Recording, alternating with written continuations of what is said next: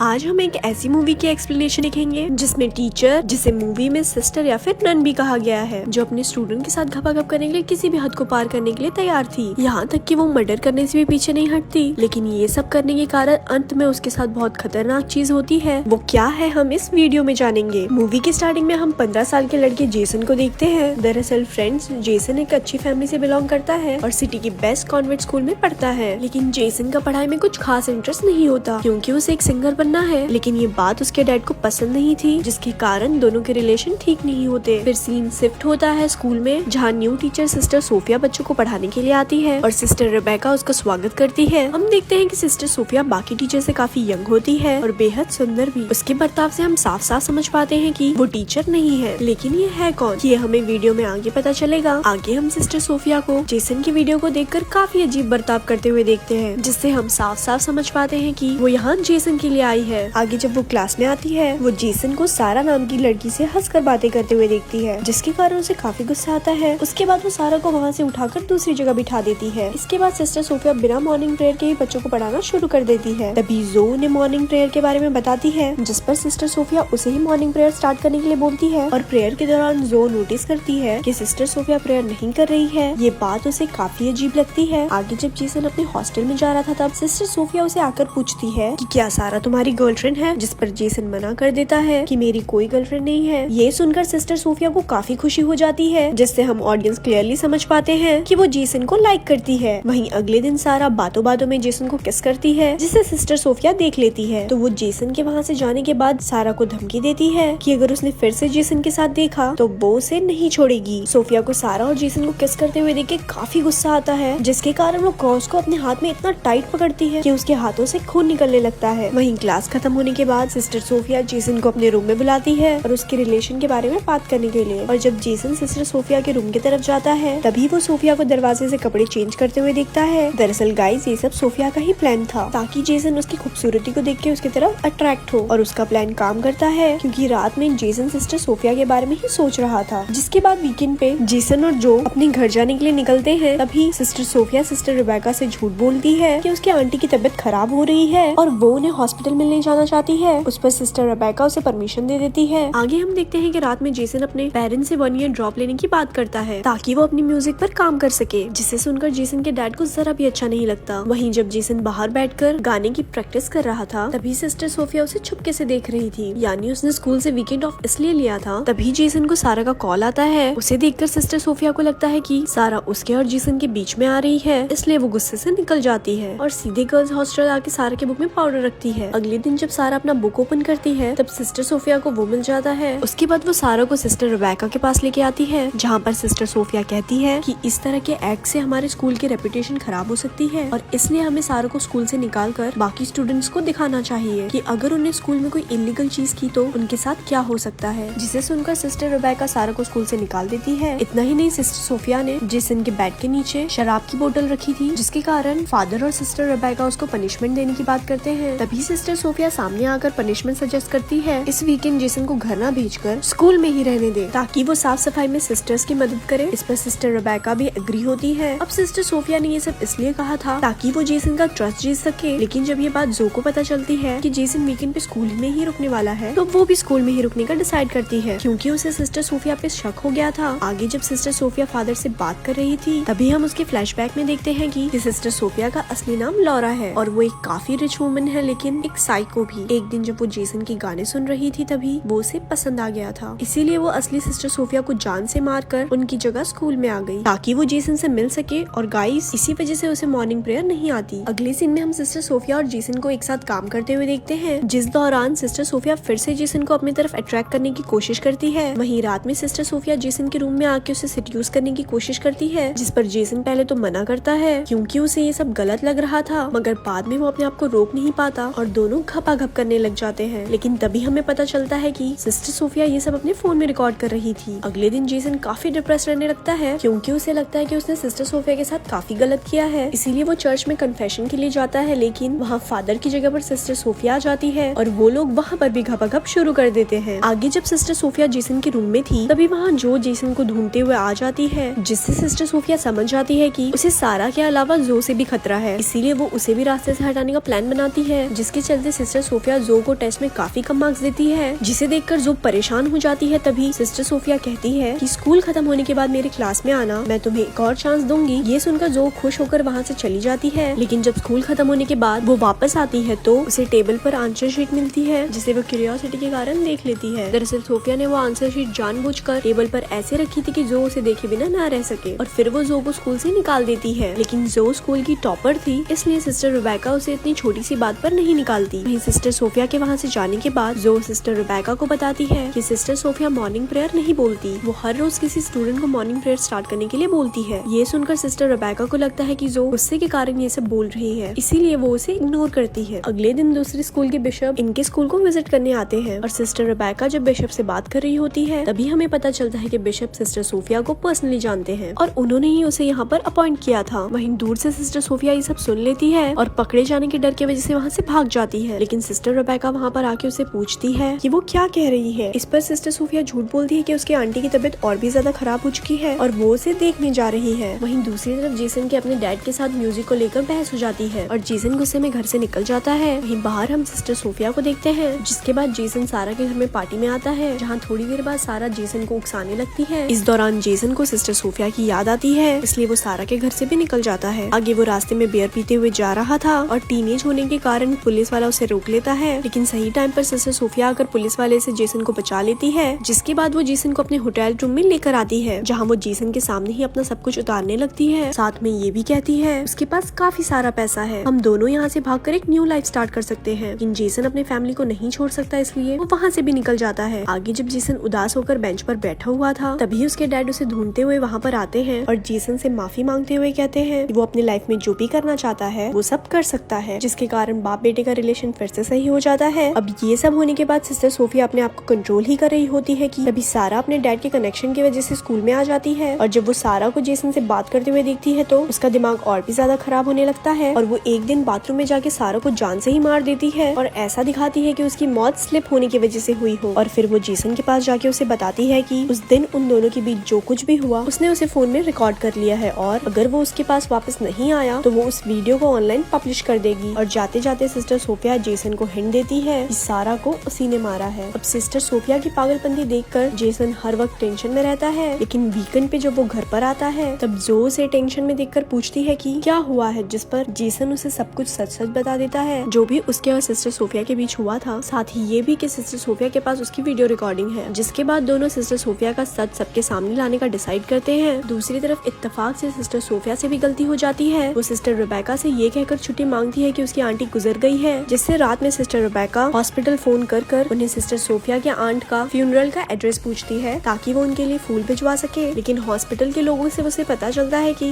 कोई sister Sophia अपने aunt से मिलने के लिए हॉस्पिटल कभी आई ही नहीं। जिसके बाद स्कूल खुलने पर वो सिस्टर सोफिया से इस बारे में पूछती है, क्योंकि अब सिस्टर रेबेका को उसका सारा सच पता चल चुका था, इसीलिए सिस्टर सोफिया उसे मारकर बेहोश कर देती है। इधर जेसन और जो को सिस्टर सोफिया के लैपटॉप के बारे में पता चल जाता है और ये भी पता चल जाता है कि वो असली सिस्टर सोफिया नहीं है और उसका असली नाम लॉरा है। इसलिए वो दोनों लैपटॉप लेके सिस्टर रेबेका को आवाज लगाते हैं, लेकिन तभी पीछे से सिस्टर सोफिया आकर जो को मारकर बेहोश कर देती है। जेसन उससे लड़ने की कोशिश करता है, लेकिन सिस्टर सोफिया उसे भी जख्मी कर देती है और अब इससे पहले कि वो जो को मार पाती तभी सिस्टर रेबेका जख्मी हालत में आकर सोफिया को पकड़ लेती है और इसका फायदा उठाकर जेसन सिस्टर सोफिया को भी मार देता है। इसके कुछ दिनों बाद उनका स्कूल खत्म हो जाता है। उनकी ग्रेजुएशन की खुशी में जो के डैड उसे कार गिफ्ट करते हैं और जेसन को एक एक्सपेंसिव गिटार, ताकि वो म्यूजिक पे अच्छे से काम कर सके और इसी तरह ये मूवी खत्म हो जाती है। ऐसे ही और स्टोरी सुनने के लिए हमारे पेज को लाइक करें। धन्यवाद।